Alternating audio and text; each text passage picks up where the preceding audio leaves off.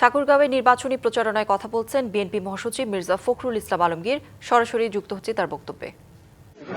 ওরা যদি আমাদের কোনো ক্ষতি করে, আমাকে অনেকে বলেছে যে আপনার দিলাম ধানের শীষে ভোটটা, আপনার কিন্তু আপনার যে থাকবেন না, তা দাঁড়িয়ে পাড়া লোকরা যে আমার করে।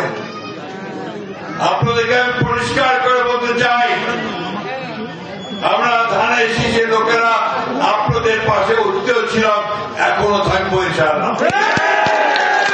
দেখেছেন পূজার সময় আমাদের ছেলেরা এসে আপনাদের বন্ধ পারবে। দাদাকে চিনে, মনোরঞ্জন দাদাকে চিনেন তো? উনি কিন্তু আমাদের সঙ্গে কাজ করতেছেন দীর্ঘকাল ধরে, এবং সবাইকে উনি বলতেছেন ধানের শীষে ভোট দেওয়ার জন্য, ঠিক না?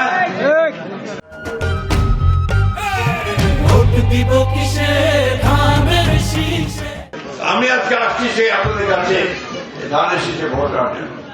আমার এখানে সাংবাদিক ভাই আছে, ওনারা আমার এই কথাগুলোতে খুব একটা খুশি হবে না, কারণ আমি কাউকে বকাবকি করতেছি না। বকাবকি না করলে নাকি আবার সাংবাদিক ভালো রিপোর্ট হয় না। আমি বলি কি, আমরা বকাবকি করতে চাই, আমরা আমাদের অতীতটা দেখাতে চাই। এই অতীত দিয়ে আমরা আপনাদের পাশে দাঁড়িয়েছি। এই যে জাফরুল্লাহ, ও একটা বড় একটা সরকারি একটা কর্তৃপক্ষের মেম্বার, সেটা হচ্ছে বরেন্দ্র বহুমুখী প্রকল্প, তাই না?